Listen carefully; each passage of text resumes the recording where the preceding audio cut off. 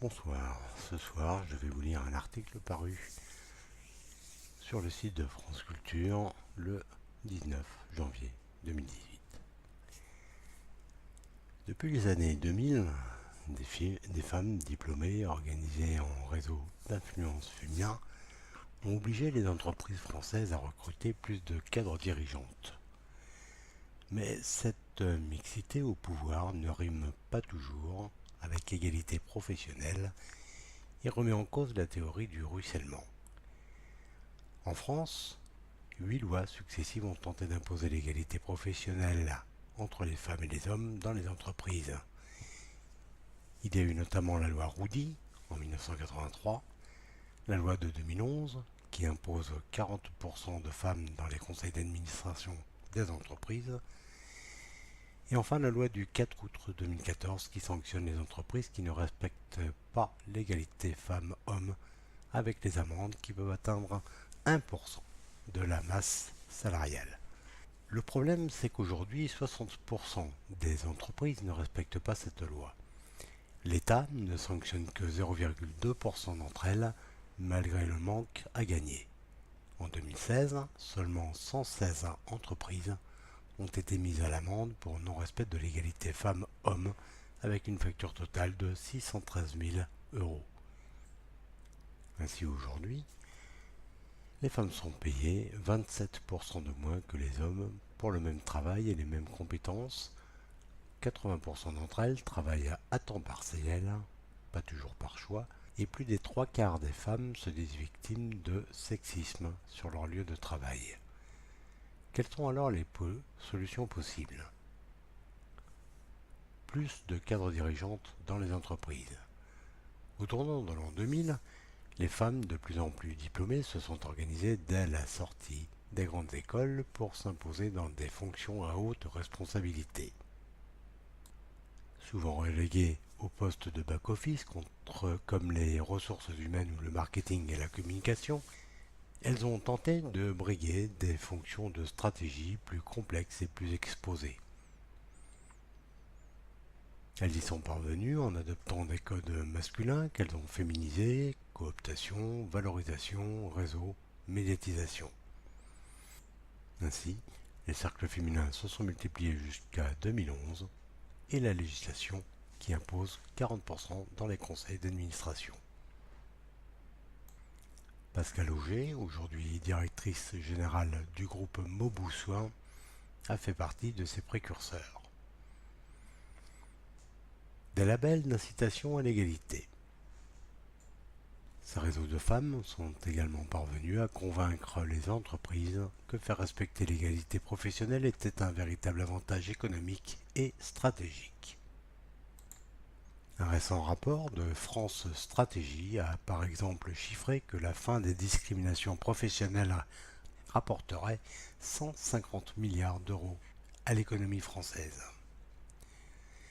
C'est avec ce levier que les femmes ont créé des labels de certification d'égalité permettant à certaines entreprises volontaires de mettre en place des méthodes et des formations, souvent payantes, qui leur permettent de prouver leurs bonnes pratiques, notamment à l'étranger. Le problème, c'est que souvent l'égalité ne va pas jusqu'en bas de l'échelle dans l'entreprise. Déconstruire les fantasmes du féminisme de marché. C'est ce que dénoncent les chercheurs spécialistes de l'égalité professionnelle aujourd'hui. L'égalité entre les femmes et les hommes est devenue élitiste. Depuis 2000, elle progresse largement chez les femmes les plus favorisées au détriment des femmes les plus précaires. Les accords négociés en entreprise sont de qualité très variable et surtout, beaucoup restent des accords de papier peu appliqués et peu connus des premières concernées.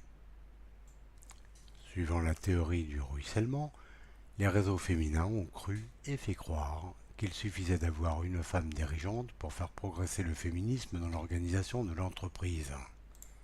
Mais aucune évaluation sérieuse n'a jamais pu prouver un tel fantasme. C'est ce qu'explique notamment Sophie Pochick, chercheuse au CNRS, spécialisée de l'égalité au travail. Mieux communiquer sur les femmes. Informer les femmes, C'est notamment ce que fait la newsletter féministe Les Glorieuses. Peu satisfaite de la médiatisation des questions de femmes, elle propose notamment des données précises sur les avancées dans les pays européens en termes d'égalité professionnelle. Un nouveau regard qui, espère la fondatrice Rebecca Amselem, correspond à la nouvelle génération de féministes trentenaires et qui devrait progressivement imposer de nouvelles pratiques en entreprise. Appliquer la loi, tout simplement. L'égalité entre les femmes et les hommes est nommée grande cause nationale et le gouvernement a prévu et annoncé pour 2018 une loi pour lutter contre les violences et le harcèlement sexuel. En revanche, l'égalité professionnelle n'est pas encore à l'agenda. Le pire, s'énervent les syndicats. Les ordonnances de la loi travail fragilisent les femmes qui sont majoritairement des travailleuses précaires.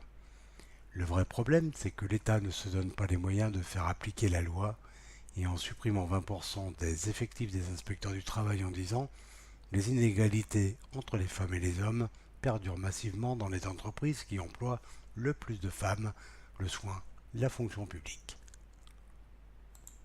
Là, elles sont de plus en plus précarisées et livrées à elles-mêmes parce que dans les PME et TPE, elles n'ont pas de représentantes syndicales formées pour les défendre. D'où le dispositif de communication ou de soutien que met en place à la CGT Sophie Binet en charge de l'égalité homme-femme. L'Islande a en effet été le premier pays au monde à se doter d'une loi obligeant les employeurs à payer les femmes et les hommes de manière égale. Cette loi exige que toutes les entreprises privées et les entités gouvernementales de plus de 25 salariés aient un certificat officiel prouvant leur politique d'égalité salariale. Si l'inégalité persiste, les employeurs devront s'acquitter d'une amende imposée par la loi. Cette loi concerne également les discriminations salariales liées à l'origine ethnique, la religion, l'âge, l'orientation sexuelle ou le handicap. En Allemagne, les lignes bougent également.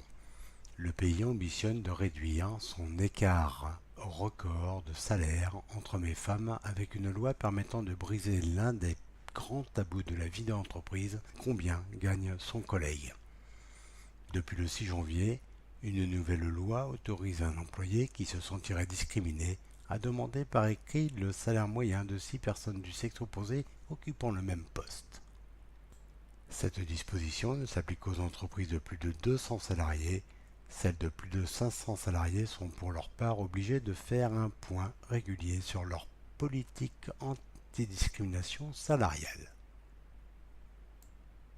Article rédigé par Cécile de Kersvadoué, journaliste spécialiste culture à la rédaction de France Culture.